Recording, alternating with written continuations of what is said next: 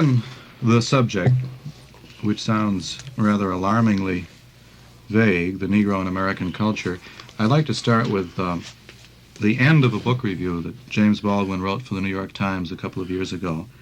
The review was on poems of Langston Hughes. And you concluded by saying he is not the first American Negro to find the war between his social and artistic responsibilities all but irreconcilable. To what extent do you find this true in your own writing, in terms of the self-consciousness of being a Negro and a writer, the polarity, if it exists?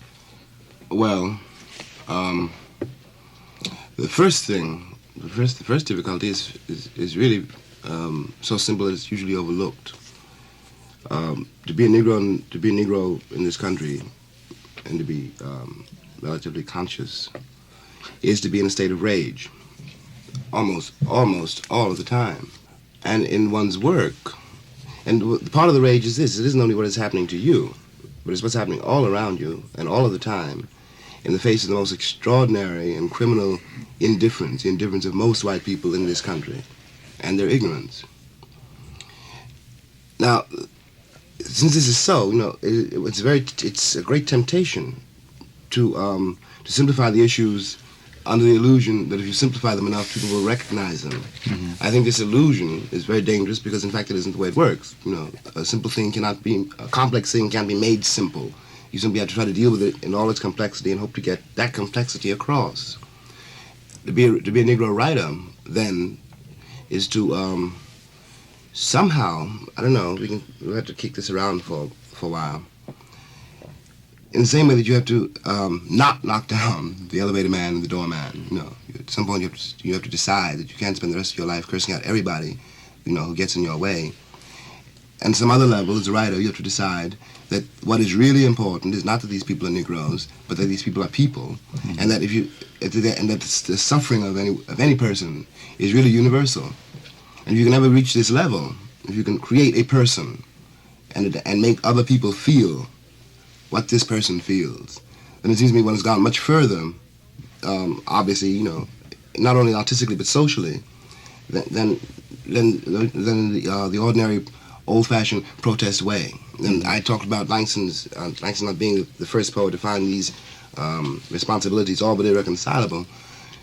He's not, and he won't be the last, because it also demands a great deal of time to write. It demands a great deal of stepping out of a social situation in order to deal with it. Mm-hmm. And all the time you're out of it, you can't help feeling but a little guilty that you are not as it were, on the firing line, out there sort of tearing down the slums and doing all these things, which in fact other people can do better than you, because it is still terribly true that a writer is very rare. Does that begin? Lorraine Hansberry, you first became widely known through Raisin in the Sun, and in writing that, to what extent did you feel, in a sense, a double role, both as a kind of social actionist, protester, what have you, and as a dramatist? Mm-hmm. Well, I feel that in connection with what Jimmy was saying, that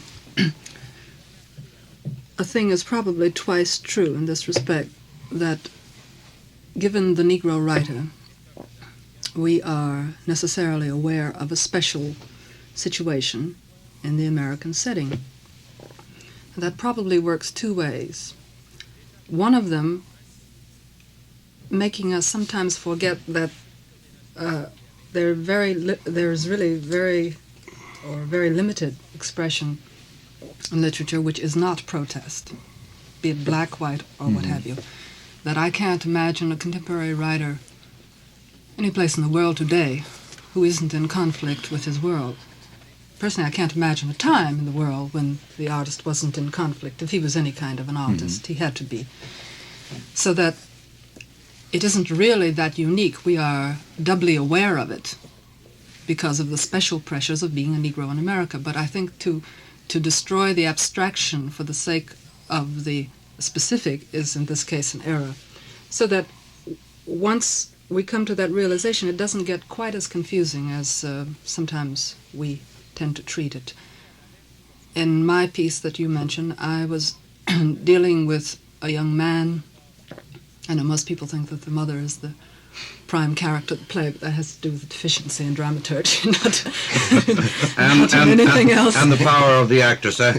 Well, they were both admirable actors, but I was dealing with a young man who would have, I feel, been a compelling object of conflict as a young American of his class, of whatever racial background, that with the exception of the incident at the end of the play, and with the exception, of course, of character depth, because Negro character is a reality. There is no such thing as saying that a Negro could be a white person if you just change the lines or something like this. This is a very arbitrary and superficial approach to, I think, Negro character. But, and taking this long way around to say what you do, to try and answer what you ask, there really is no profound problem. I started to write about this family as I knew them in the context of those realities which I remembered as being true for this particular given set of people. And at one point, it was just inevitable that a problem of some magnitude, which was racial, would intrude itself, because this is, as I said before, one of the realities of Negro life in America. But it was just as inevitable that for a large part of the play, that they would be excluded, because as Jimmy and I have remarked to one another many times, and I'm sure that Langston has in his own, the duality of consciousness is so complete that it is perfectly true to say that Negroes do not sit around 24 hours a day thinking, I am a Negro. You know, they really don't. I don't think he does, or anybody else. And at the other hand, if you say the reverse, that is almost true. And this is part of the complexity that I think you're talking about, isn't it? Yes, it's a part of the complexity one's got to get at and deal with. Yes. It isn't just a matter. I agree with Lorraine completely. You know, we could go through this in great detail, but it's this which is interesting. You know, it's this which one's got to get at, because white men in this country and American Negroes in this country are really. I discovered this in Europe. Perhaps it was always very obvious, but it never occurred to me before. Are really the same people, you know. They the only people in the world who understand American white men are Negroes. Nobody else. I think that's profoundly true. It sounds romantic to say it aloud, but I have a feeling there's a core of truth in that. You make that point several times, very, very trenchantly in Notes of a Native Son, as I remember too, in some of the essays in it. Langston Hughes, you have a large continuing body of work, and I wondered if you had felt in the course of your own development as a writer a change in your feeling of this duality as the conditions around you changed, as the struggle for equality became more militant, as you had some progress and setbacks in the right, and the status to some extent of the quote Negro writer unquote began to change. In other words, to what extent did the society around you change the kind of tension under which you wrote? Oh, I must say that I don't notice any changes yet. One kind of problem after another comes to the fore in different ways and in different sections of our country, and I happen to be a writer who travels a great deal because I read my poems in public quite a deal, you see. And almost every year I travel over most of the country, south and north, and I do, of course, see appreciable changes in some areas of race relations, and I trust that my recent work reflects them to some extent. But by and large, it seems to me not really very different from when I was a child. There are still a great many places where you can't get a hamburger or a cup of coffee, or you can't get you can't sit on a bench in a railroad station or something of this sort. And not just in the South. Those problems exist in Washington, on the West Coast, and in Maine, you know. And I am, of course, as everyone knows, primarily I guess you might even say a propaganda writer. My main material is the race problem, and I have found it most exciting and interesting and intriguing to deal with it in writing, and I haven't found the problem of being a Negro in any sense a hindrance to putting words on paper. It may be a hindrance sometimes to selling them, or the material that one uses, the fact that one uses, or that I use problem material and material that is likely to often excite discussion or disagreement,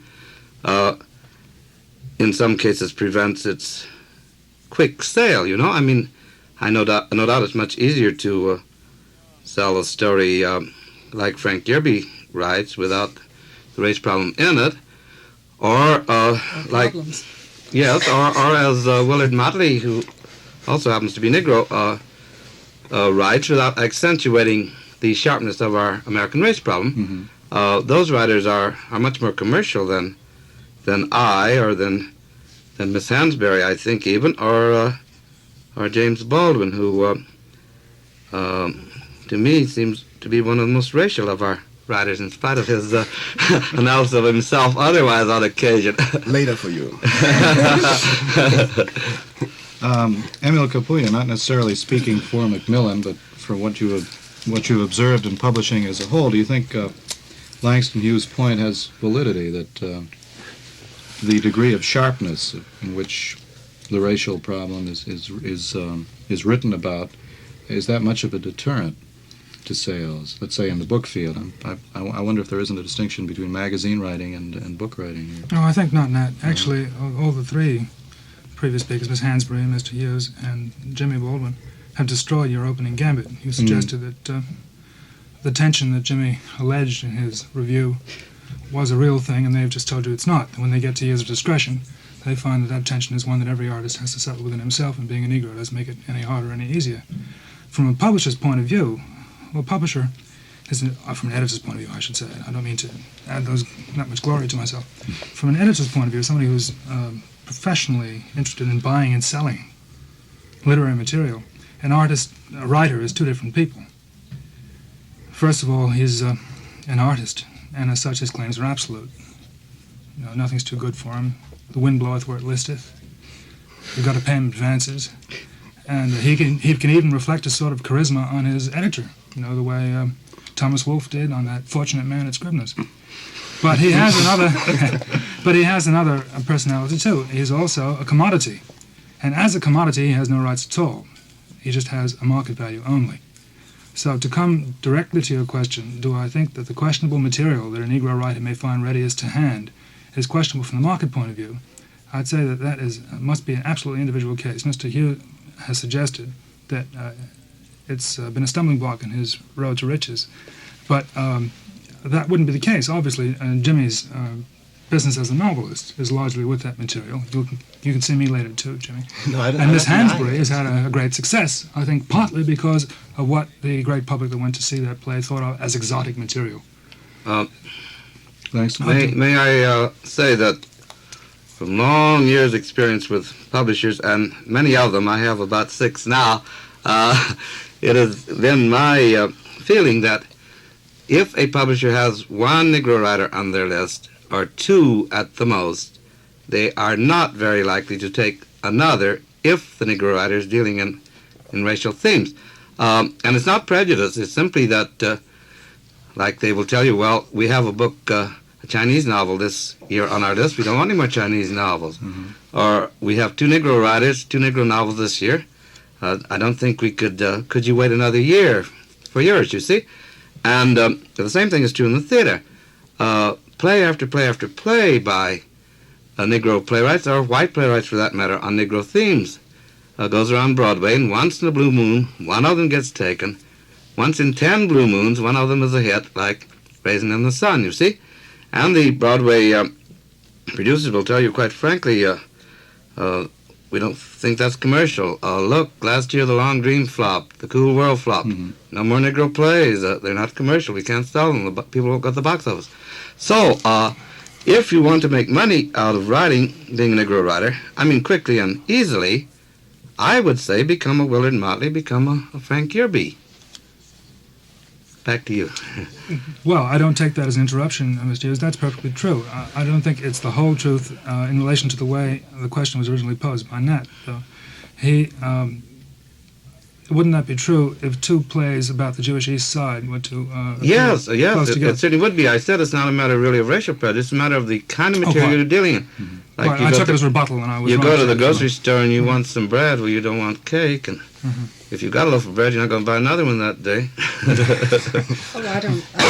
I wouldn't be so quick to exclude the characterization, whether it is or isn't prejudice. I mean, there are so many different ways of saying the same thing, and it would be more than wishful thinking to me to exclude prejudice as regards Negroes with any area of our fabric of life. I just don't think that's realistic. It's prejudice when you can't get an apartment. I dare say it's probably prejudice when a skillful writer cannot publish because of some arbitrarily decided notion of what is or is not what they tell me all the time, parochial material, highly narrow, of narrow interest and so forth and so on. In a culture which has any pretensions toward sophistication and universal interest in human beings, there should not be arbitrary designations of kinds of material. A good book should find a publisher. I know this is utter idealistic assertion, but this should be the reality, and the fact that we who are writers come to accept this concept of, yes, well, they did a Chinese play last year on Broadway, so, they won't do another for the next 40 years, is, I don't think, to treat the industry fairly itself. I don't say it's fully true, but I think commercially speaking, and he brought up the problem of the writer as a commodity, I think it is, by and large, true, what I have said, and I think that for the Negro writer to make a living, of course, is doubly hard due to the prejudice that Miss Hansberry has just spoken about in other areas relating to writing. For example, I told you that I'm a lecturer and I read my poems. I have been with 2 or 3 of the top agencies. Those agencies cannot, as a rule, book me at women's clubs. Women's clubs have teas. They do not wish to mingle socially with their speaker, apparently, and they do not wish to invite their speaker's friends in whatever town he may be speaking to the program because it's followed by a social event. Therefore, it's a rare occasion when I read my poems to a women's club. On occasion I have, but rarely. If you want a job in the publishing industry, try and get it. How many editors of color can anyone name on any of our New York publishing houses? You may find an occasional girl secretary at the switchboard, or a typist, or a stockroom boy, but for the writer himself to get some sort of work related to his actual writing in publishing is well nigh impossible, I think. Until very recently, in the last few years, Negroes did not write for Hollywood. Nothing was really sold to Hollywood. That's the sort of new development. I've been writing for 30 years. I've had one Hollywood job in 30 years. And many white writers whom I know, less famous, with fewer books, some with almost no name at all, have Hollywood swimming pools and a house in Palm Springs as well, and fly to Europe all the time. And they grew up with me. So you see, the prejudice operates in the fields of making money from writing. It doesn't keep a writer from writing if you're colored. No, you can write all you want to, but just try and sell it, that's all. Mr. Kazin? Well, may I go back for a moment to the point which Mr. Baldwin began with, this alleged conflict between the social and the artistic in American life. You know, words like social and artistic are easy to use, and I'm sure that if I were a Negro writer and had to go through the daily humiliations that certain of my friends go through, I would feel this way. But let me for a moment put it upon a purely theoretical plane, where human history is not lived, but where art sometimes can be discussed. America itself has always been a social question. All that's good in American writing, American art, comes out of the profound investigation of social themes. It comes out of the profundity of the things. It's true of Moby Dick and of Leaves of Grass. It comes out of what I consider to be the driving force behind all things, which is human hunger and human desire. Only it's a question, of course, not of how much you desire or how bad you feel, but how artistically you can realize your desire. So that the thing we have to consider for a moment is, well, two things. One is the current fashion to believe that art is somehow created apart from society on the basis of purely individual will, as opposed to the marvelous books published in this country between, I would say, 1911 and 1934-35, many of which, like Faulkner's and Steinbeck's, Mr. Hughes' and other such books, are based upon very real and agonizing social problems. And I must say that in the centenary year of the Civil War, it's hard to forget that the Negro, in my belief anyway, is the central issue in American history, has been the central issue all along. It's been the real crux of our history and of our aspirations as a people. And that therefore the question comes up is always how deeply, how profoundly, how accurately do you recognize this social kind of drive in our literature right now? And one thing that's happening right now in middle-class writing everywhere is what's happening to Negroes, too. People don't have as many beefs as they think they have. We often have no real beefs.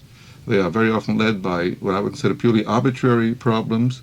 And consequently, a good deal of the tremendous whiplash of hunger, hunger in the widest sense, the deepest sense, has been forgotten here. I think, to put it very bluntly, in America, there cannot be any conflict between the so-called social and artistic impulse. That one must recognize that what we call art is the most profound realization of some social tendency in our art, and that wherever you don't have the social awareness, the social intelligence, then it seems to me you don't have art either. Now, if the Negro, let's look at it another way, the Negro has been not merely a writer, he's also been a character, and he's been more or less one of the most profound characters in American literature. I don't mean Uncle Tom either. I mean the characters in Faulkner, I mean the characters in many even pre-antebellum Civil War novelists who were always aware of the Negro as a force, as a human being, as a problem, as a challenge, as a lover, as many things. And one must not forget that this problem goes to the very essence of our life as a civilization. And that's why I'm so troubled when Mr. Baldwin expresses, for reasons that I can well imagine, but which I want for once to pretend that I don't understand, opens by bringing up this whole question of the conflict between the social and the artistic. I think art is never created where one is too aware of this kind of conflict. And I don't also believe in conflicts that are realized. Once there's a conflict, I think there was to bypass and go on to a third force as such. And American life right now, I'm thinking, for example, of Mr. Baldwin's Notes for Native Son, which for me in many ways is one of the most successful books, even though it's an essay book, of modern American writing. I recently put it at the head of a big anthology of contemporary writing I've edited, and I've been struggling, rereading it as I had to many times in manuscript and improve by the power and the brilliancy and the vividness of it. You know what I would say about it? Yeah. I would say it's the Uncle Tom's Cabin of today. Well, I happen to like Uncle Tom's Cabin. I think it's a masterpiece. And the reason it's a masterpiece is because the broken glass of the 43 Harlem riot, the miseries of personal family, all these things are social impulses that have been captured and realized as works of art. And the minute one tries to break away from this, tries to get away from this enormous passion, then one is lost. The other thing is that one must recognize that art itself is a word that people use, but that the ability to create it is something which is utterly God-given, accidental, capricious, you know. When I think, for example, to speak of something I know rather intimately well, when the Jewish immigrants from whom I came to this country 50, 60 years ago, there was a whole horde of sweatshop poets. And they were miserable people. They worked 18, 19 hours a day. They lived horrible lives. None of this poetry that I've seen, in English or in Yiddish or Hebrew, was any good at all. Lola Ridge. Lola Ridge doesn't come out of this class at all. No. And then suddenly, in the last 15 years, we had a group of writers like Saul Bellow and Norman Mailer and Bernard Malamud and others who, with enormous surprise to themselves, I think, they suddenly created 5 or 6 really good books, which are as fresh as anything can be. Now, one reason they've done this is because they've come to recognize their fate as being universal in some sense, and not merely accidental and parochial in that sense. I don't mean that they shouldn't write about parochial things, on the contrary, but they've come to recognize the universal in this. And when I ask myself, what is the difference between those lovable, dear people 60 years ago with their awful sweatshop poetry, and a writer who, to my mind, is as first class as Saul Bellow in 1 or 2 short things? I can only say that it's a question of the wielding together at a certain moment of all these impulses, without for a moment forgetting that intelligence and social passion come into play here, you see. And one mustn't ever fall, it seems to me, into this problem of dividing the two. Otherwise, it becomes a problem in the economic history of the writer. It becomes a problem in the social history of the writer. It does not become a problem of art itself, which is something very different entirely. Because otherwise, you see, Mr. Frank Yerby can say very frankly, he took the easy way out, which he did, but that doesn't let him off in any way, you see. Yeah, he does have the swimming pools. He has a swimming pool, all right. He doesn't even need an editor's job in New York. Jim, isn't this pretty much the point you made in that everybody's protest novel some years ago? It seems to me that Alfred, that, Thank you, James. there isn't any conflict between what you said and what I mean. I suppose that I should clarify my terms more. In the case, in talking about this particular book review, the conflict between social and artistic responsibilities, I was using that, I think, in a very limited and very specific way, and I was talking really about. I know that art comes out of something much deeper than anything can be named, and I know that it is always and must be social because what are you investigating except the human being, except man in society, the human being, and the ways in which he tries to live and tries to remake his world, and the ways in which he sometimes fails, sometimes succeeds. So it's by definition social. Perhaps I was using the wrong word there. Perhaps I should have said propagandistic. Perhaps I should have said partisan. Because I don't think there's any point really in blinking this fact, and I don't think it can ever be used to defend oneself or to excuse oneself for failure, which after all has to be personal and private failure. Yeah. But I don't think there's any point in pretending that the temptation I'm talking about is not a very real one. It is really, I suppose, from a certain point of view, you can say it illustrates the enormous American tendency, which it could even be called the world tendency, to make everything as simple as possible, to falsify it in effect, in order to be able to bear it. Mm-hmm. Now, there's no point in pretending that to be a Negro writer in this country is to have certain particular hazards which you would not have if you were white. It is perfectly true, Langston says, that if that anybody with Langston's comparable reputation and comparable body of work, who was white would have much more money than Langston does. And this is a fact. This happens to be one of the hazards, one of the many hazards that one runs, which one has to deal with. Because in my view, I agree with you again. The Negro writer is not as interesting a subject to me as a Negro in this country, in the minds of other people. The Negro character, as you put it, and the role that he's always played in the American subconscious, in the American psyche, which has never been dealt with really.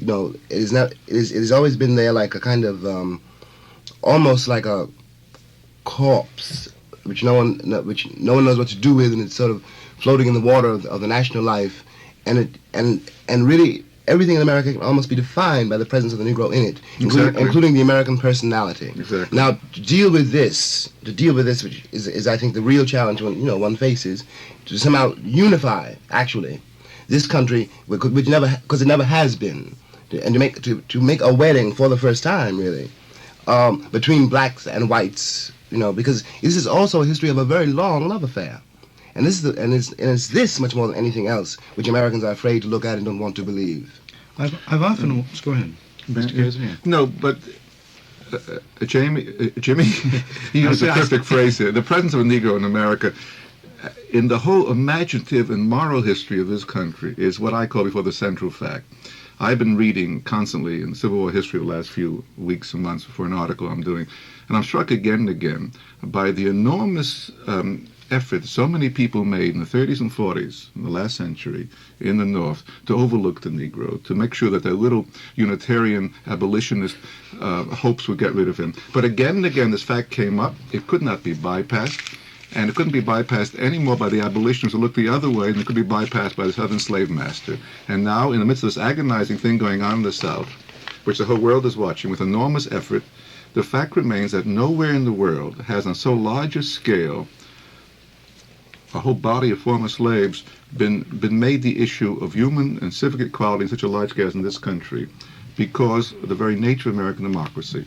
The love affair, which I would say more is a mutual and fascinated awareness of each other, is itself the very incidence of the agony and the passion of the Negro's presence in American life. And this is why when you recognize the social fact, as Faulkner does in his best work, and I'm not even thinking here of Joe Christmas, I'm thinking here of the whole consensus all the time, then you recognize the depth of emotion, the depth of commitment out of which it seems to me theoretically art can come, you see.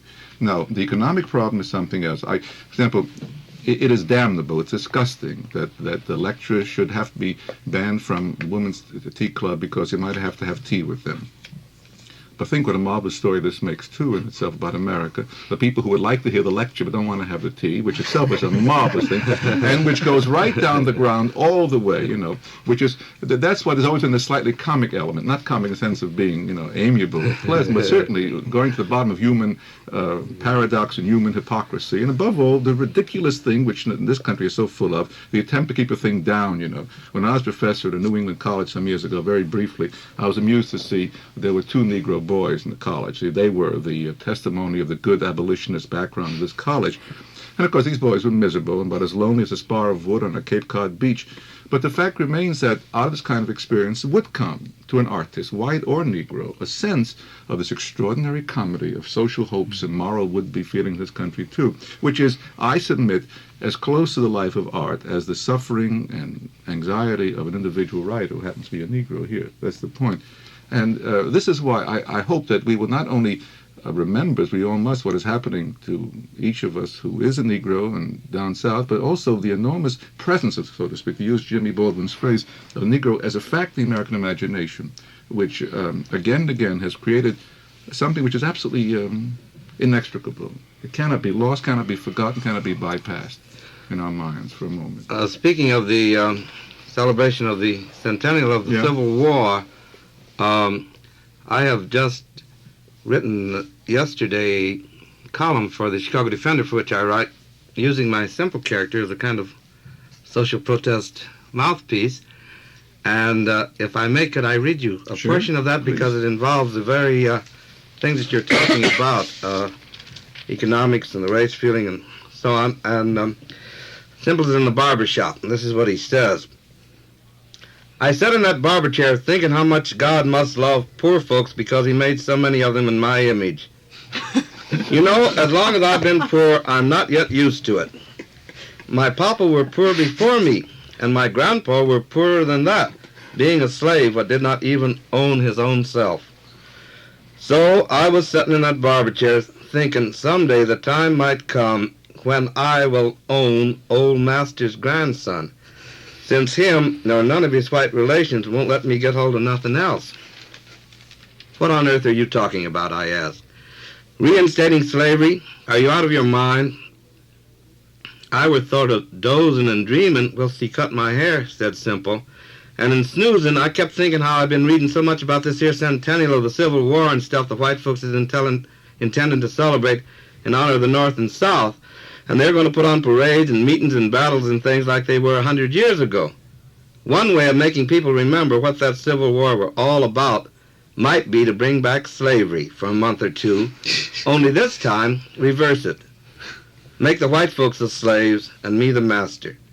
I would like to own some of them white Simples on my grandma's side, which were the ones I understand that gave me my name. Oh, I would like to own a few white folks just once. Maybe I could work out of them some of the money that they owe my great-grandfolks and never did pay, else make up for these low wages which I'm getting right now. I would like to own me some rich white slaves, not used to working like me for hardly enough to pay income tax when April comes, let alone Harlem rents and balancing your budget. Dream on, I said. From dawn till long after dark, I would find something for them white folks to do, said Simple, if I owned them, and come end of the week, not pay them a cent.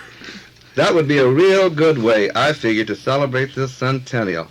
Make it real, not just play acting, and bring in but bring slavery back to its own doorstep. 100 years, it is time to turn the tables. But don't you know, whilst I was dreaming about all this, the barber cut my hair too short. It looks all right to me, I said. In fact, I would say, for you, the less hair, the better. I might have bad hair, said Simple, but I got a good-shaped head. Well, now, I very often try to use social material in a humorous form, and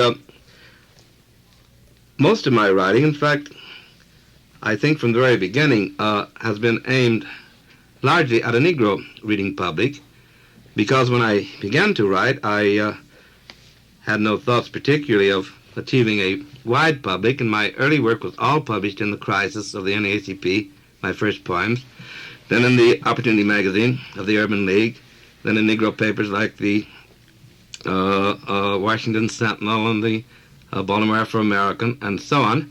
And I contend that since these things which I wrote as a Negro, largely for Negro readers, have in recent years, subsequent years, achieved worldwide publication. Just this morning in the mail came the Italian edition of my selected poems. My selected poems have come out in South America and in Europe and in Japan. And Simple, this very character here, recently published in a very beautiful edition in Berlin, published in Czechoslovakia, published in Finland, published in various countries, that a regional Negro character, a character intended for the audience of the writer himself, the people who belong to his own race, his own social milieu, if written about warmly enough, humanly enough, can achieve universality. In fact, I think my Simple character has achieved universality with the very kind of thing that he talks about here in the barber chair, because all around the world, poor people have economic problems. All around the world, in almost every country, there is some sort of racial problem. In Japan, it's the, what do they call them, the Ainu. Mm-hmm. In India, it's the untouchables. In France, it's the Sal Algerian, right now you see. In Africa, sometimes... And in England, it's the Negro and not a yes. And so these problems are not limited just to America, you know. Mm-hmm. In fact, they are problems that, to my mind, impose no limitation on you, one way or another. As you said about the Jewish writers, nobody thinks of Norman Mailer as a Jewish writer. In fact, I didn't know he was Jewish until right now. He achieves a universality, doesn't he, in spite of his Jewish background. And I don't see, as Jimmy Baldwin sometimes seems to infer, and other young Negroes, I don't see any limitation, really, in artistic limits in being a Negro. I see none whatsoever. It seems to me that any Negro can write about anything he chooses about the most narrow problem. If he can write about it forcefully and well and honestly and truly, it is very possible that that bit of writing will be read in Iceland and understood, or read in Uruguay. You know what I mean? Yes. I agree entirely with Mr. Hughes. There seems to be a problem here. I'm sorry, Jimmy, did I interrupt you? No. I was thinking here about the difference between two of Richard Wright's books, one of which moved me enormously when I was younger than I am now, The Native Son, another, The Outside, which I didn't like at all. It seemed to me that I agree with you entirely about the need to be parochial, the need to write out of one's own milieu and to one's milieu, so much so, in fact, that Dick Wright's book is my text to prove that. Which one? The Outside. I think it seems to me that when I read about this Negro in the train meeting a hunchback district attorney who made common cause with him because they were both symbols of the outsider, I thought this was weak artistically. I felt it was, the French say, voulu. It was willed. It was not real, as opposed to what seemed to me to be the absolutely legitimate and profoundly touching scenes in which a Bigger was involved in Native Son, which for me still is a very powerful and enormously moving book. And one of the things that I see right now is something which has crept into American writing. We Americans are very symbolic to ourselves as well as to other people. And very often we think of ourselves as being in the forefront of the world. I think we still are. I still think we're more revolutionary than any other country in the world, implicitly so, I mean, in terms of the kind of society we're trying to build. And my little visit to Russia did not destroy that illusion on my part. But the point I'm getting at here is that the Negro tends very often today to think of himself as being a symbol of man in the outside world, you see, because of the enormous fact of the race problem in all countries of the world, because of the enormous suffering and wars going on right now. The Negro middle class right in America may, if he's in Paris, as Dick Wright was, suddenly think of himself as being a symbol rather than as a fact, you see. And my point is that only when Negro sees himself as a fact can art begin. The minute he begins himself as a symbol, then immediately theory creeps in, and the whole problem is this social, is this artistic, you see. When you're writing out of the actual broken glass, out of the actual, confused heaps of that race riot in 43 in the Harlem streets when Jimmy took his father to the grave. Then, it seems you have the beginning, what you don't understand too well. There's a certain law for art, you know. The law is not to know, as you're writing, what everything means. It's to be impressed with the fact, not with the significance of the fact, you see. And too often one tends, you see, because of the enormous centrality of the Negro's position today in world experience, to say, well, we all know what that means. But we don't. It always goes back to one house, one street, one uncle or grandmother or whatever. In a sense. Well, Mr. Kazin, it would be hard, wouldn't it, to subject Mr. Hughes's charming little piece that he described to us to that canon? It would be hard to criticize it in light of that canon, I think, wouldn't it? That is obviously a work of art. In you know, it fulfills all the requirements. It's something written, something voulu, in another and higher sense. May I just inject here that it is written for a weekly paycheck. It's written for a newspaper. It's written with no consciousness of Are you disavowing it, Mr. Hughes? If so, I'll drop the never had a man when he's down is my motto. As Hemingway once said to Vincent Sheehan, the trouble with you, Jimmy, is you haven't been hungry enough recently to write. No, I'm simply trying to tie up art and social protest. That's why I interjected that. Now, would you please go ahead? I think you got me off the track, Mr. Hughes. I'll pick another opportunity. Oh, I'm sorry. No, I'm fine. Well, I don't think that there should be any overextended attention to this question of what is or isn't universal.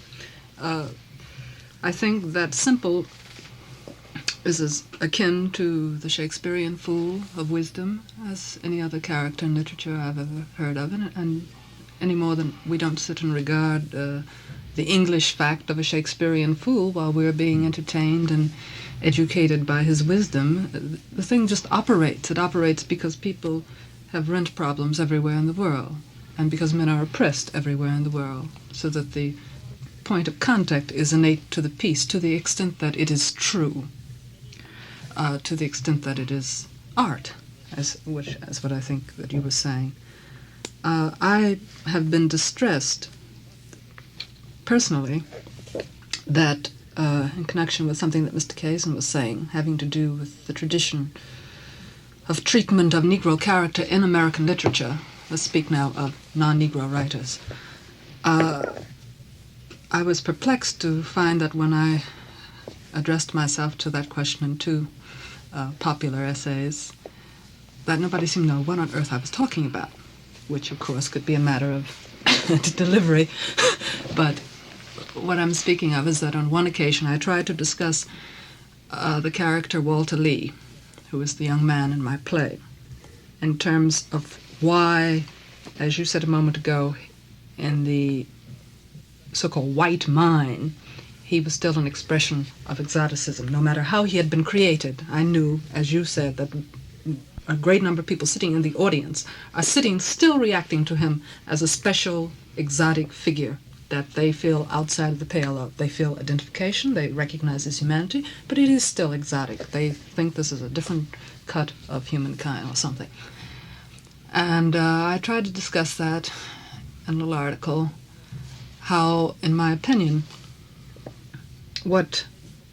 since man is so complex, and since I disagree with most of the despairing crowd in the world and feel that if you're going to get ridiculous and talk about man being basically anything, then it's just as fair to say he's probably basically good or something that ridiculous as basically lousy. So that if that is true, then it is also true that man is trying to accommodate his own guilt, always, yes. All of us.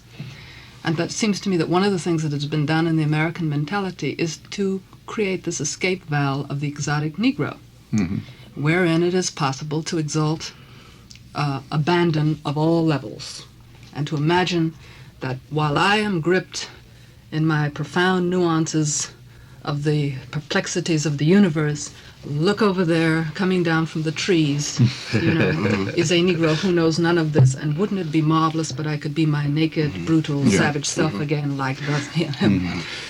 And this permeates our literature in just every variation, so that I'm interested in what you were saying. I'm trying to find out if we agree or disagree, because I don't believe that the Negro characters as created thus far have overcome that problem, that I don't even believe that the Negro artist has overwhelmed it, because we have been affected by it. Yes.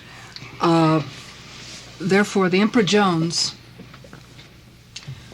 is not a man in conflict with the world. He is an arch symbol that, as I say all the time, never existed on land, sea, or under it. No. And to the extent that we recognize something about him, we recognize something symbolized in our own minds. I think this would be true, as I said in this essay, of Porgy. That we have been, the discussion of the Negro character has been so primitive in the past. We've been so busy talking about who's a stereotype and who isn't. We haven't ever talked about it as art. That's And right. I maintain that the problem is that these individuals, as they've emerged in literature, have never gained full human stature because the writer who has been creating them has been incapable of creating them from a subjective point of view, because he hasn't thought about them as man in the first place. And this is the failure of them in art. This, you see, it isn't a matter of just wanting to change how they speak.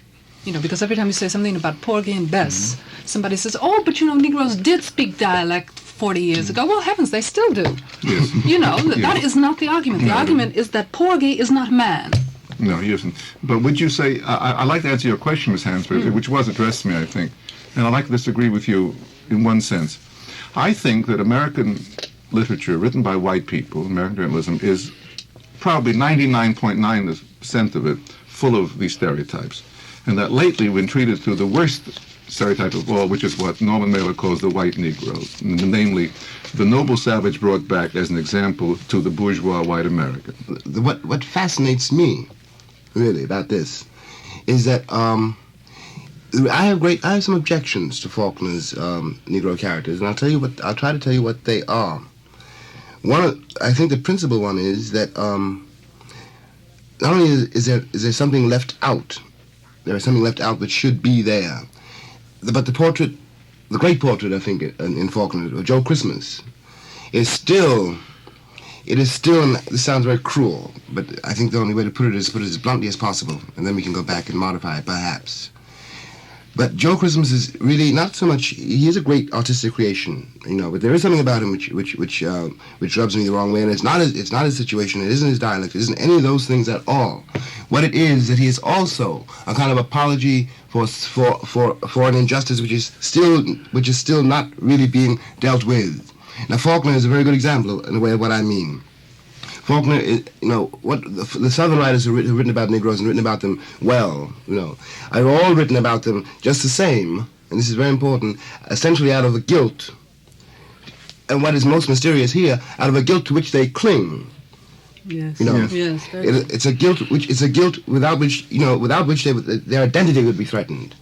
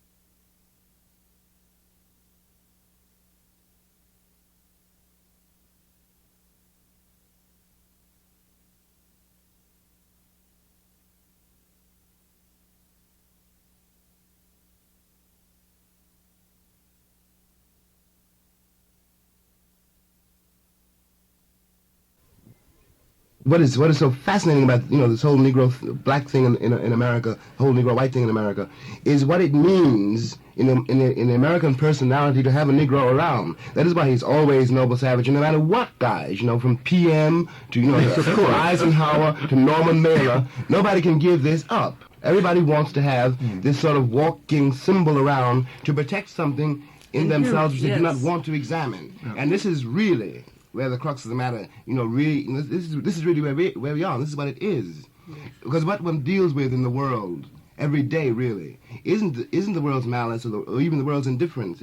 It's the world's ignorance, and it's not ignorance of me as a Negro or the fact of Negro life as such. It's an ignorance of a certain level of life which no one has ever respected or which has never been real in America.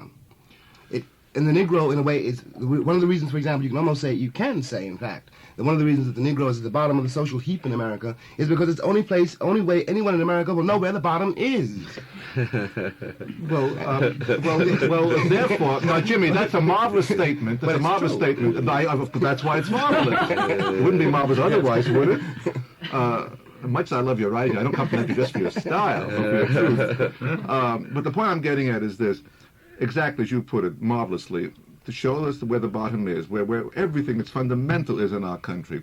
But at the bottom, there are people who, understandably, because they've been at the bottom so long, will be seen by an imaginative writer like Faulkner in a certain way. Now, would you want Faulkner to write about the Negro only, so to speak, as he should be in our minds if he were given half a chance, or do you want him out of all these hundreds of years of Southern bondage and Southern slave owning and Southern prejudice to release that powerful talent in this distorted way? Remember one thing, Jimmy.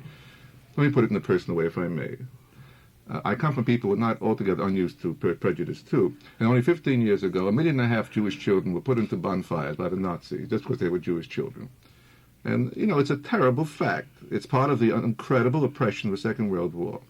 Nevertheless, if I read a book like Shakespeare's Merchant of Venice, and I read this venomous, unbearable portrait of Shylock, though I don't think it's false and everything else, I have to admit it's a great artistic creation. And it seems to me that over the years, one thing that's happened to me as a writer in America is that I've learned to say that Shylock is a great character and not worry about him so much. Now, don't misunderstand me now. I'm not trying to sermonize in this question. All I'm saying here is that we do have a handful of books which are sort of written out of the bottom here. And one mustn't presume too much here, too, for this reason. Joe Christmas is not a Negro. No one knows what and who he is. The point made is that people think he's a Negro. And the point in that great novel, I think Right in August is a very great book, is an extraordinary book, is that because people do not know him, but merely see in him what they think he is, not what he really is, it could be anything, but that point is very clear in the book, they do everything to him until the end. They murder him, they castrate him, and he becomes the death Christ on the American cross. And again it's made clear, this fact of Negro suffering there has created this thing there. On the other hand, Faulkner has lived there. It would be utterly false to this man with his background, his ancestry, and everything else. See, remember something else. When Faulkner writes a letter to the New York Times about segregation in the South, he writes like a damn fool. He writes like any typical vulgar Mississippian. When he writes a novel, which is a Negro character, he's a great artist. And Not always. I think in this country, Faulkner has more than pulled his oar, so to speak, when it comes to creating works of art. Oh, certainly, he's an amazingly good writer. However, it seems to me that he doesn't really and fully understand even the Southern Negro with whom he's lived all his life. Did you see Requiem for None last season? Yeah, it was terrible. I hated Requiem for None, both as a book and as a play. In that play, you see, he has this Negro woman who is going to her death for having committed some sort of murder, I believe, which he felt was justified. And the lawyer or the judge is talking with her, and she says she doesn't mind dying, in essence, because she is going to heaven. And this Southern white lawyer, judge, whoever he is, says, what would a woman like you do in heaven? And she says, I can work. Well, now, that is the most false line in literature regarding a Negro, because no Negro in God's world ever thought of heaven as a place to work. No. And he has this woman saying, I can work. Well, Well, now, he just doesn't understand the Negro mind, that's all. So you can ask you a question just there. Let me just ask you one question. Yes. Do you think, as a writer, as a very good writer, do you think it's necessary to understand something in order to create a good character? Is understanding in the deepest human civic sense, the brotherly sense, is this really necessary to artistic creation? I think to create a believable character, you certainly have to have a certain amount of understanding. And this character became so unreal to me, you see. Yes, I agree with you about that character, but I think that Dilsey, who was also the Negro and who is a character who would cause me the deepest pain and chagrin if I were a Negro. Nevertheless, I do believe, I do submit, is a great creation there. Oh, yes, I don't doubt that. And Well, I'm you not- can't understand Negroes on one page and forget them about another. His understanding has always been the same. It's a typical understanding of Faulkner, which is not so hot on a non-artistic level. But as a writer, once in a while, something is created which comes out of the deepest, most unconscious sense of love. Let me give you an instance of this thing here. The fourth part of The Sound of Fury opens, remember, with Dilsey coming out of that on that porch. And he portrays her in a typical hand-me-down costume of a woman who's worked for 50 years for this rotten family, the Compsons. The costume itself is the meaning, is everything else. But that description itself, everything about her, everything there, is of such extraordinary artistic beauty that I can never read the thing without being moved to tears because of the sheer intensity. The thing has been made flesh, and she is there. We know it. Something very different, I submit, from 101 moralizings and whatnot, for example, which you might get from people who live in the North and whatnot. I'm saying is for one page there, and many pages in that book, he really created a human being. And even when he sees her without understanding in his mind, he sees it with tremendous understanding in his heart. And this is my point. And I think another very fine white Southern writer is Carson McCullers. And I just wanted in my to- opinion, she's more successful in creating Lorraine has been believable trying Negro to, characters I'm than- sorry. than insert Faulkner. Well, because, you see, I think what you are perhaps doing, Mr. Kazin, is imposing on my remarks before, if I may say so, a lack of dimension that wasn't there. In other words, what I was trying to say is exactly the opposite of what you paid attention to. That is that we are not concerned, or perhaps I'd better say I am not concerned, with doing away with the mere paraphernalia, traditional paraphernalia of the inexpressive, crude Negro character. That is not the point. I very arbitrarily, very deliberately, of thought and intention, chose to write, for instance, and I come from the Negro middle class, about the Negro working class. Deliberately so. I feel sources of life within this milieu which doesn't yet interest me in terms of Negro middle class life. Eventually, I think more of our writers are going to begin to deal with the Negro middle class, which most white people don't know exists. But we're not trying to escape from some image of truth. When you spoke a moment ago, you said somehow that would this satisfy us somehow if the image were more glossy, dressed up or something. That is not the point. And to the extent that language is handled truly, the Negro speech is handled with fidelity, which doesn't just have to do with the dropping of G's and the misplacing of verbs, to the extent that the substance, the essence of character becomes true and as complicated as character should be, whoever you're talking about, this begins to be closer to what we are talking about. There is a comedy line, you read from your piece, Mike. There is a comedy line in my play, which was written for comedy, where on another subject, the young daughter says to one of her suitors, you think thus and so forth about women because this is what you got from all the novels that men have written. Well, now, I feel, as a woman who has read novels, that men have created some substantial female characters in literature. But I am altogether certain that the greater the permeation of inner truths of character, the greater the woman character will be from a man writer, and that as women read it, even though I'm afraid they, like Negroes, accept an awful lot of images that come from literature, about themselves and start to act those roles, that there are other truths which have to do with the business of studying people in depth. You mentioned Carson McCullers. There's a scene in Member of the Wedding when the young Negro nephew of Berenice is being chased by lynch mob. And she takes the young white boy who she has nursed his life, and he's about to die, I think. He's in trouble with himself. And this woman's preoccupation is with that child. Now, the point is that I happen to think that was a lovely play. and I happen to believe Berenice is a character. But these extra nuances that we are talking about now is something I am prepared to say that the intimacy of knowledge which the Negro may culturally have of white Americans does not exist in the reverse. No, that point is That absolutely, that's absolutely no, true. now, It's absolutely true. Now, so that William Faulkner has never in his life sat in on a discussion in a Negro home where there were all Negroes. It is physically impossible. Exactly. Isn't that true? Absolutely so. He has never heard the nuances of hatred,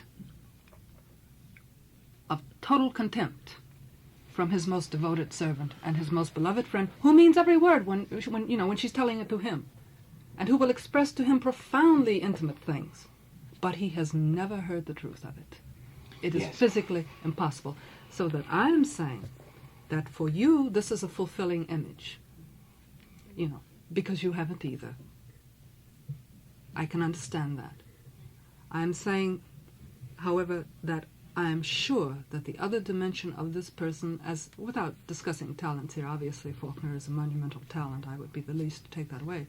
But in this instance, as I would create that character, or as Jim or Langston would, there has to be a world of difference. And it's this thing we're trying to get through. Yes. Yes. I'm sorry.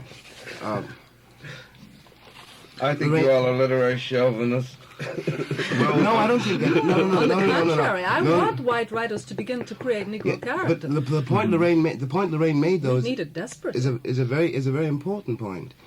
It coming back to the images used by Faulkner, the character created by Faulkner or by Carson McCullers, and this absolutely incredible moment, as Lorraine points out, when this woman's nephew is being chased by the lynch mob and she's worried about the little boy. Now this doesn't reveal anything about the truth of Negro life, but it reveals a great deal about the state of mind of the white Southern woman who wrote it. Yes. And my objection, quite apart from Faulkner's talent, quite apart from all of this, the thing I will not settle for is that this image is created. Southerners have an illusion, and they cling to it desperately.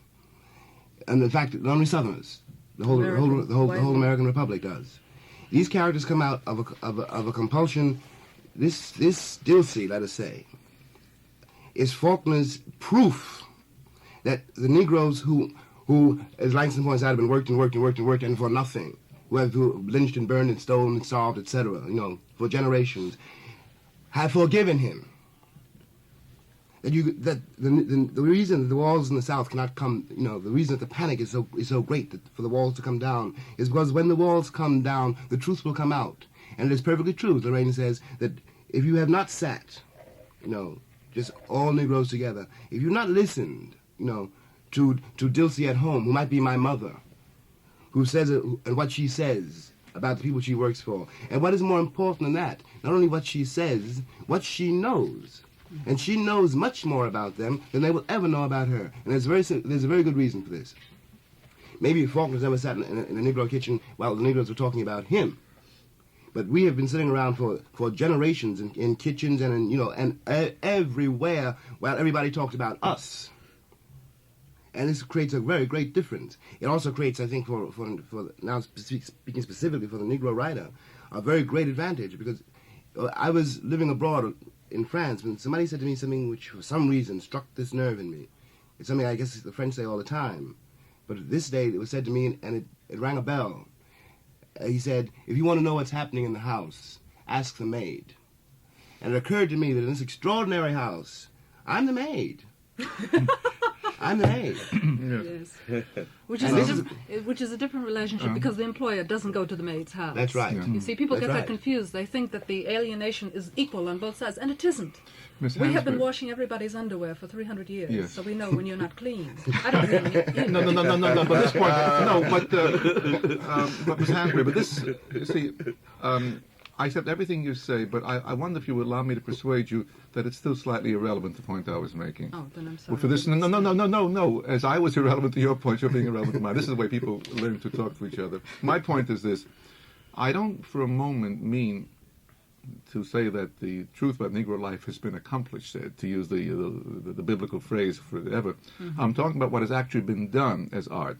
Now, this is an artistic question. It's not a social question. I know the Negroes have been the maids. They've been the maids. They've been the drawers of water and the hewers Of wood. They have been the slaves, and slaves do all the work. Those wood piles. But not what, what I'm. But my point is this: it's something that Edward Hopper, the painter, once said, which stuck in my mind. He said, thought is endless, but a picture exists in space and time. Mm-hmm. Every Negro walking the streets of every American is full of the past, the present, and the future. Mm-hmm. No book, either his book or a white man's book, can satisfy him about the truth. Because the truth is not only what he has been, but he's trying to become, what he wants America to become. Therefore, there is no book that exists right now that in a deep sense can be satisfying to him. But a book does exist in space and time. Those distortions of Shylock or of Dilsey or anyone else, horrible as they are to our conscience and pleasing they are to their guilt, nevertheless they do exist as such. Dostoevsky and Tolstoy, Melville, all the great novels are written most frightfully distorted, anti-Negro, anti-Japanese, anti-French things. Do American characters come off much better in American fiction on the whole? Not always contemporary American fiction. They're portrayed uniformly as lechers, sadists, masturbators, idiots, bourgeois decadents, and the rest. This is a society which is full of self-disgust, doesn't know what it wants or what it believes, and is constantly getting rid of its own guilt about its own unsatisfied longings that way. White men don't always come off much better in American books today. Nevertheless, that is not the point I was making. The point I'm making was that a book exists in itself as such. And perhaps it's hard for a writer to admit, perhaps all of us who write books are not so busy mirroring life as we always think we are, as creating life. Perhaps there isn't any direct relationship. Perhaps there isn't any obvious relationship to the truth of life as there must be. Because when a writer like Tolstoy, for example, created a great book like War and Peace, and then looked around him and tried to do something about the actual conditions of serfdom in Russia and the rest of it, he discovered, and his wife had told him that beforehand, that the two things, the thing he had created and the world around, have nothing to do with each other in the immediate sense. This is a terrible paradox, but the fact remains that there are no people anywhere like people in our books or in anybody else's books. There are no people anywhere this kind.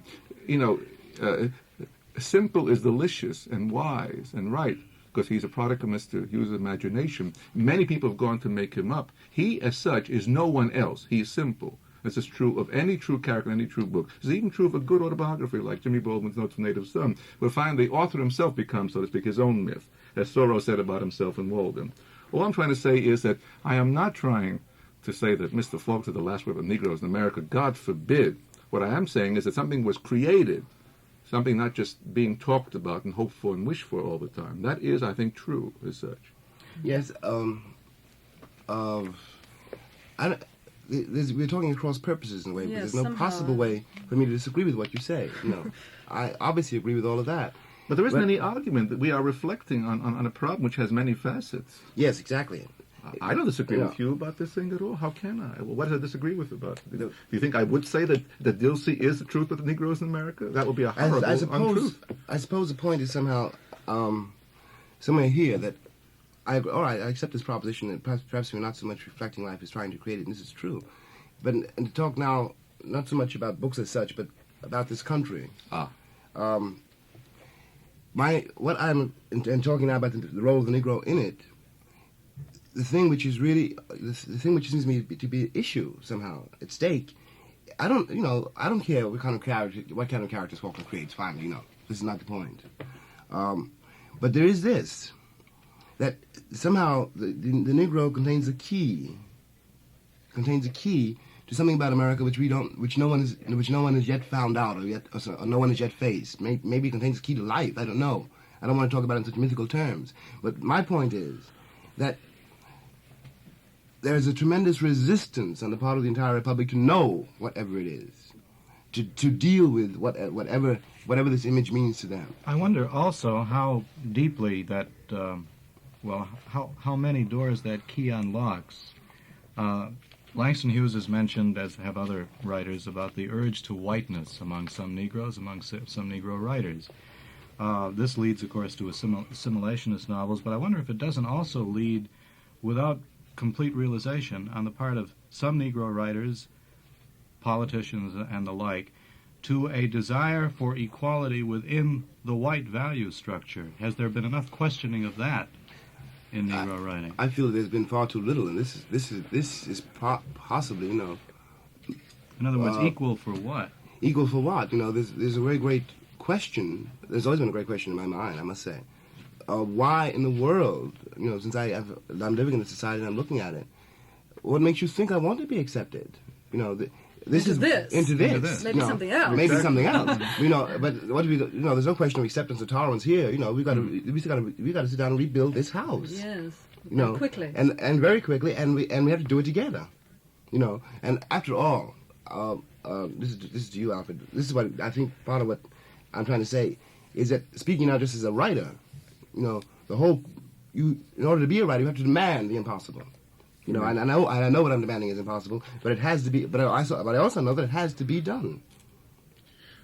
Well, you see what I mean? Yes, I see inside what you mean. Now let's talk about this presence of the Negro in American history for a moment, because when we really got into the question of the white writer's portrait, we're talking about this larger question. Maybe we can come back to the difficulty we had earlier through this. This presence of the Negro in American civilization, I said earlier, is a central fact about our history, a central fact about our moral history. And the conflict in the American picture, which exists in Negroes as well as among whites, comes obviously because of a constant tension between what this country is ideally supposed to mean and what it actually has been as such. Now the problem has become more and more catastrophic and dangerous because of the growing world anxiety about possible world annihilation, so that suddenly we begin to realize that people who don't treat their fellow citizens well are, in a sense, building up a bonfire for everybody else in the same way, as is likely to happen in Africa before our generation is over. But at the same time, in America, this very tension between the ideal moral purpose and this creates also two things. One, it creates the fact that we never know quite what we want, as you yourself admitted before. You said you weren't sure you wanted equality to this structure. And secondly, it creates the white man's constant bewilderment between what he feels to be abstractly, some white men, his duty, and the actualities of a society in which human beings were held as slaves, and in which 25 years later these people were sitting in Washington as senators. So you have this enormous comedy of American pretension, American actuality, and you have what exists for the white man who's also here, a constant bewilderment as such. But this guilt, as you put it several times that way, I am not so sure of in the same way. I think it's more a sense of intellectual paradox, because in order to justify his own presence in this country, the white American has to understand the Negro's place, but to understand it fully, he has to make a kind of gesture of imagination, morally, religiously, deepest sense of the word, which very often he's debased by his own culture and kept from making as such. And I've made my point clear, but this is what happened again and again. This is what happened, matter of fact, with the Civil War. Let's put it this way, who in American history, among the white writers, example, white men, did make, so to speak, the fullest possible effort from your point of view? It wasn't the abolitionists. It wasn't Colonel Higginson leading Negro troops in the Civil War. Who was it? Who would you say it was? I think it's been no one. I think it's a fight which is constantly, so to speak, in process, constantly going on. But nowhere, no particular point in space and time can we say this has been understood fully and deeply. That's what I'm getting at. Langston? To go back to Jimmy Baldwin's point of a few moments ago, at the Writers' Conference, First Negro Writers' Conference of a year and a half ago, and published in the American Negro Writer and His Roots, is a speech by Julian Mayfield, one of our better young Negro novelists. And this is what Jimmy says in a portion of the speech. He's speaking of the examining of American values by American Negro writers. And he says, this new approach is suggested by the Negro mother, who, having lost one of her sons in the Korean adventures, was heard to remark, "I don't care if the Army is integrated. Next time, I want to know what kind of war my boy is being taken into." In the same sense, the Negro writer is being gently nudged toward a rather vague thing called the mainstream of American literature. This trend would also seem to be based on common sense, but before plunging into it, he owes it to the future of his art to analyze the contents of the American mainstream to determine the full significance of his commitment to it. He may decide that, though the music is sweet, he would rather play in another orchestra, or to place himself in the position of the black convict in The Defiant Ones. He may decide that he need not necessarily share the fate of his white companion, who, after all, proffers the hand of friendship a little late. The Negro writer may conclude that his best salvation lies in escaping the narrow national orbit, artistic, cultural, and political, and soaring into the space of more universal experience. Yeah. In that respect, I'd like to bring up one further thing before we conclude concerning the future. In an otherwise rather strange book, the Negro Novel in America by Boone, he has a statistic that of 62 Negro novelists writing between 1853 and 1952, 40, or two-thirds, have published only one novel, 11 more have published only two, and only 11 have published more than two. Now, is this largely due to economic discrimination and the like, or is it due to a self-limitation to a single theme, which once having gotten out was done? My hazardous guess would be that it's due to the limitation of thematic material, largely, and secondarily due to economics, due to the fact that the Negro people themselves, of whom there are now about 20 million in our country, have not one single publishing house. If you are a Negro in Cuba or Jamaica, for example, you can at least pay to get your books published in your own community. If you are a Negro in Nigeria today, you can have a novel published there. How much? By Negroes and for Negroes, you see, and therefore you are freer to express what you want to say. The material that you are writing about is for the public that you are writing of, you see. Here in our own country, as our friend from Macmillan's, and we discussed a while ago, here in our own country, I do think there's a very definite limitation placed upon the number of Negro novels, for example, that can be published a year, just because they're Negro novels, because they deal with Negroes, not race prejudice. The publishers don't care if a book will sell, but they can't sell 20 Negro novels on the same list every year, you see. At least they claim they can, and so they will take one or two. And I think that's the situation there. The same thing is true in the theater. 20 million Negroes in America. Do we have one serious Negro dramatic theater that belongs to us, that is managed by us, that is directed by us? No. The nearest thing we have to it is Caramoo Theater in Cleveland, which is a part of a settlement house formerly largely Negro attended, so successful, does such beautiful productions, that now more than two-thirds of its personnel is white, because white people come from all over to work in Caramoo. They used to do plays by Negro writers almost entirely and about Negro life. Not anymore. The trend is to integrate everything. So they do Carousel with an integrated cast, you see. The trend toward integration in some cases, particularly in the folk field, in my opinion, can go too far in that it is damaging artistically. For example, I narrated a gospel song program in Chicago a winter or two ago with Mahalia Jackson. And do you know that the people who presented the program integrated the gospel singers? They had wonderful people. They had, what's his name, Hamilton, the folk guy who plays guitar and sings folk songs, but not gospel. And Mahalia listened to them and gathered her for a quote about her at rehearsals and went home with the parting shot, y'all ain't got the beat. Well, that's something like in Reformed Jewish services. There often are no more than 10% Jews in the choir or the Kazin is along a Kazin. No self-respecting Jewish kind would sing at a Reform service. Exactly.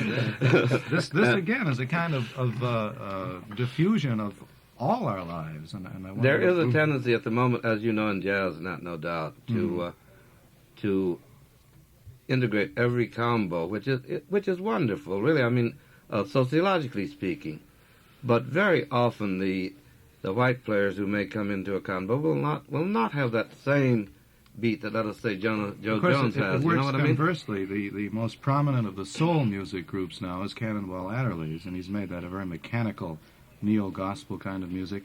And he's just integrated the group for the first time, bringing over a British-born Jewish player named Vic Feldman, who proves that a British-born Jewish player can be just as derivative and just as authentically out for the buck as Cannonball. I have nothing against integration in jazz or gospel singing or anything else, except that where you are trying to present a certain artistic conception. I mean, you could hardly integrate flamenco gypsies and get the same thing. Well, Miles Davis.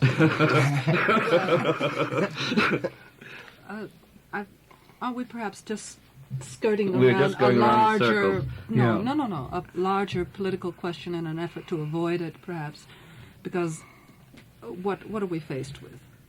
We're faced with the fact that due to these 300 years of the experience of black people in the Western Hemisphere, not only in the United States, which was least successful in the United States, that a possible difference of ultimate cultural attitude now exists as a reality.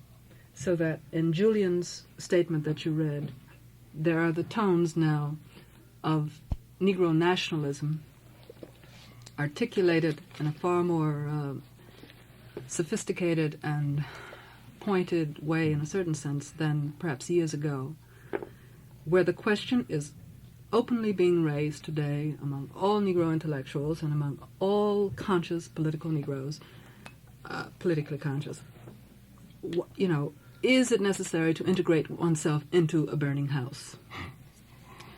And we can't quite get away from it. There are real and true things existing in the consciousness of Negroes today which have to do with why, on two different occasions, the Negro delegate at the United Nations will disassociate herself from her government. When we refuse to vote for Algeria, an Algerian Algeria, when we refuse to vote for the end of colonialism, that the most compromised element from which these people are drawn, and I mean no offense personally to that lady, I don't even know who she is, but of this milieu of Negro life, otherwise they wouldn't be allowed to represent us, when they are moved to disassociate themselves in an international hall, and when 10,000 Negroes will come out to greet Fidel Castro in Harlem and wave at him and cheer him every time he shows his head, this is an indication to our country and to our culture. You don't even have to ask the African whether or not we are trusted here. We have it right here in America. And this dichotomy is going to become more articulate, and we are going to see it more and more in Negro literature. I try to just suggest an element of it in the play, that this is a very, very big thing now. And when Langston will sit and say he doesn't know if it is proper or necessarily good, even though he thinks that integration is good, to do this or that with musicians, the question is going to have to be resolved. If we are talking about a unified national culture, then I'm afraid that's a ridiculous question. If we are talking about that of course American musicians are going to play and sing gospel, and of course they're going to play it, if that's going to be true, if we're going to have an assimilated nation. But if it isn't, then the question is much deeper and with much richer implications, and I, for one, am not persuaded either way at the moment. I would like simply to say that I think in Lorraine Hansberry's play, for example, one of the things that comes through there is that in spite of all these differences and difficulties and so on, this is our house that was their Chicago. This is our country. And I, for one, am intensely interested and concerned and, shall I say, fascinated by the things that go on here. And some people have asked me why Richard Wright didn't come home and why he lived in Europe and so on, why Frank Yerby or Chester Himes lives in Europe. Some of our better Negro artists and writers are living over there. My feeling is that they have perfect right to live wherever they want to and to get away from the tensions of the American scene if they wish. It just happens that it interests me intensely. It doesn't upset me particularly. I sort of like to indulge in the racial arguments and fights and discussions such as we are having here about what to do about this thing, you know. And I stay here and I live here because I like it, quite frankly. And I think that we can make out of our country something quite wonderful and quite beautiful, in which we can even integrate gospel songs eventually and have them sung well.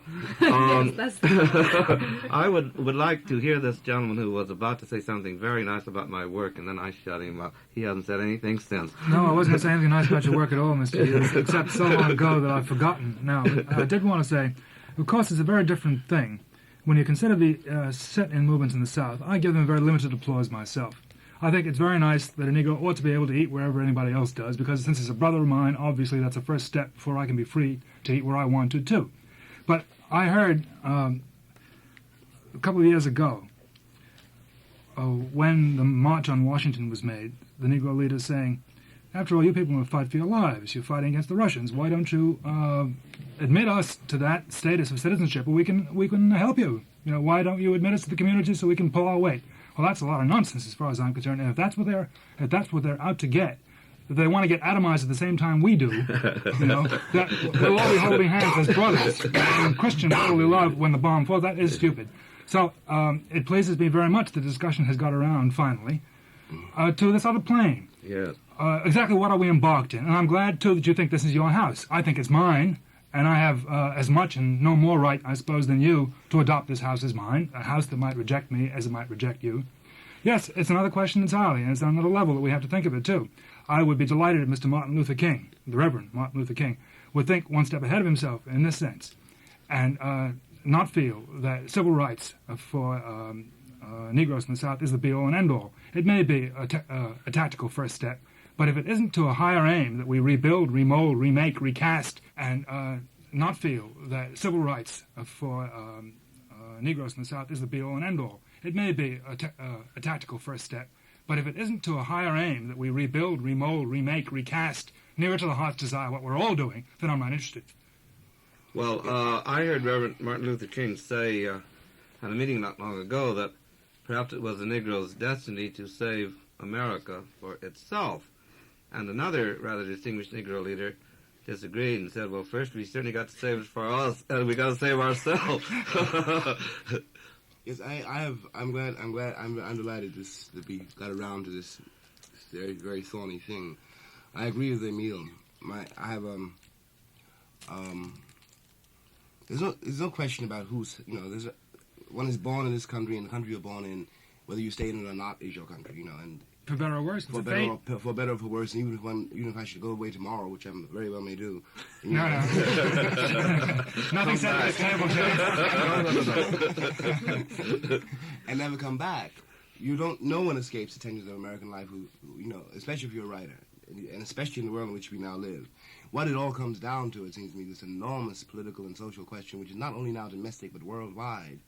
It has always seemed to me that one of the great handicaps, now I'm talking about this country in its dealings with the world, one of the great handicaps that it has always had is that it doesn't know anything about the rest of the world, and not in the sense that the Frenchmen don't know anything about China, but in the sense that it doesn't know anything about, and it has always avoided knowing the things which I am afraid to call tragic or black or deep or mysterious or inexorable, all the things which are at the very bottom of life. One of the reasons that Cuba has been such a disaster is not only, you know, because of this insane administration, but the one past or the ones to come. let's not even go into that.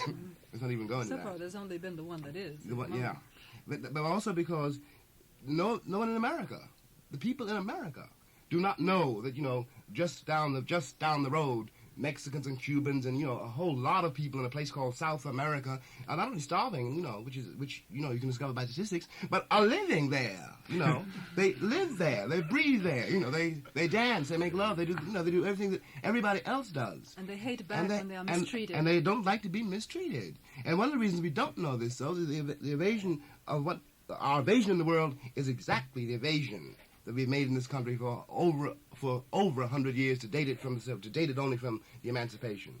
And it's this evasion which is a moral evasion, and it's a moral evasion of oneself, which is really menaces and very sorely menaces and cannot be overstated the future of this country. And that is why there's so little time to save this house. You know, because after all, one can always jump. You know, that's not the problem. You know, and I don't want to be atomized with you or with anybody. I don't want anybody atomized. You know, but the price for American survival is really the most extraordinary and speedy metamorphosis. You know, and I don't know if they're going to make it.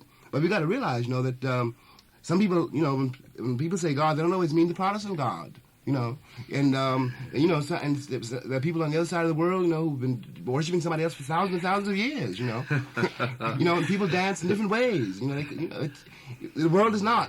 The world is not what we think it is. Some of them have been lucrative gods too. And some of them are very lucrative gods. I do think, you know, that what all that we can do, you know, anybody who cares about, you know, really cares about this, is really to begin and to insist on what is really, after all, nothing more or less than a moral revolution. That word. That's what I want to hear. May I just add because nothing can be patched up. It's got to be remade. That's so true, Jimmy. That I'm astonished that with coming to so good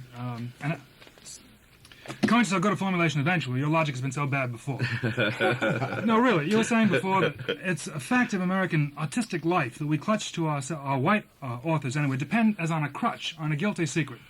The Negro's got to be where he is because we have to know where the bottom of the heap is. Well, that's not true. The Negro is where he is because of a long history of slavery, economic subjection, etc. Oh, you misunderstood me then. Oh, good. Okay. You misunderstood me Cross it completely. off. You know, the theater, perhaps the Broadway theater, is one of the most commercial areas of art, and I have worked in it, and at the moment have a play which I hope will be on Broadway next season. The play was originally entirely about Negroes. It's a play about the gospel churches. However, with the current trend toward integration, which is all quite wonderful, some backers said that they would not put money into an entirely Negro cast play, that would have to be integrated. Well, the leading lady in my play, who makes a great deal of money out of selling holy water in church, and holy water from the Jordan that she gets out of the tap and so on, works up to having a chauffeur. And in my original script, it never occurred to me that he should be one color or another.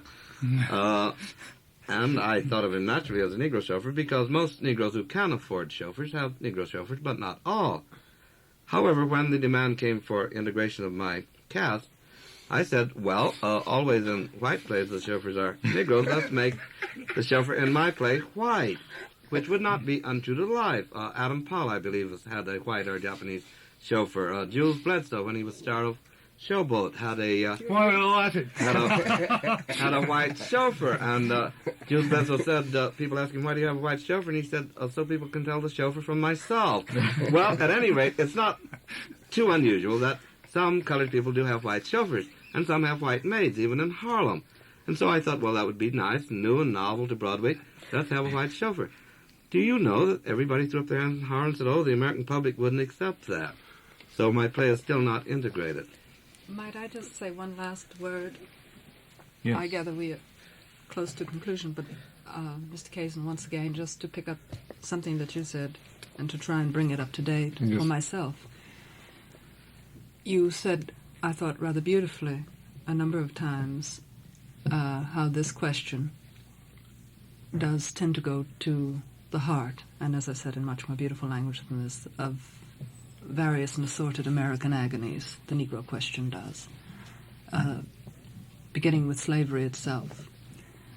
And I am so profoundly interested to realize that in these 100 years since the Civil War, that very few of our countrymen have really believed that their federal union and the defeat of the slavocracy and the negation of slavery as an institution is an admirable fact of American life. So that it is possible now to get enormous books that are coming out on the Civil War and go through the back of them and not find the word slavery, let alone Negro. We've been trying very hard. This is what Jimmy and I mean when we speak of guilt. We've been trying very hard in America to pretend that this greatest conflict didn't even have at its base the only thing it had at its base, where person after person will write a book today and insist that slavery was not the issue. Miss Hansberry, I beg your pardon. It does come up to date, really. Which, they tell you that it was the economy, as if that economy were not based on slavery. It has become a great semantic game to try and get this particular blot out of our minds, and that people spend volumes discussing the battles of the Civil War, and which army was crossing a river at 5 minutes to 2, and how their swords were hanging. And the slavery issue we have tried to get rid of. To a point that while it has been perfectly popular, admirable, the thing to do all of my life, since Gone with the Wind, to write anything you wanted about the slave system with beautiful ladies in big fat dresses screaming as their houses burned down from the terrible, nasty, awful Yankees, that this has been such a perfectly acceptable part of our culture, that the first time that I know of that someone came to me and asked me to write 90 minutes of television drama on slavery, which, if you will accept my own estimate, that it was not a propaganda piece in either direction, but I hope a serious treatment of family relationships by slave-owning and family and their slaves. This is controversial. Yeah. This has never been done. They asked me for it, they paid me for it, and if I may say so, in contradiction to everything we've said, Langston, rather well. Well, you're the new generation. I'm glad Yes, you're here. yes. And then... No, they also have to then- bribe her not to yell too much after they took it off. And then I read in the newspaper that some studio official, it's irrelevant which network it Well, we was, should say it's NBC. Has They said- deserve a credit. had attached a notation to it, saying, moreover, which no one had bothered to tell me, that they thought it was superb, and then they had put it in a drawer. Now, I said all of that to say that when you say that the heart of a question going to the heart of another question, nothing could be truer, because all those millions of Americans went out only a month or two ago and voted for a federal president, presumably, in a culture which does not respect the fact that if the North had not won, if the Union forces had not triumphed over slavery, that this country that we're talking about would be a lot of imagination, and that Americans today are ashamed and frightened to take a position even on this. Yes. Yes, this breaks the heart, and this is the most sinister thing about it. Not that it happened, not that it's wrong, but that nobody wants to admit that. To admit that it happened, and until this admission is made, nothing can be done. And How much time do we have? Well, is there anything you want to add? We should begin here. I was just going to say we're going to end at the Yeah, we beginning. have to end it. I hope we can talk again and start at where the moral revolution and the social dislocation is going to start, and with whom and Yes. how. We've been discussing what inevitably turned out to be the Negro writer and the white in America and too late in the world, with Lorraine Hansberry, Langston Hughes, James Baldwin, Alfred Kazin, and Emile Capouya. Good night.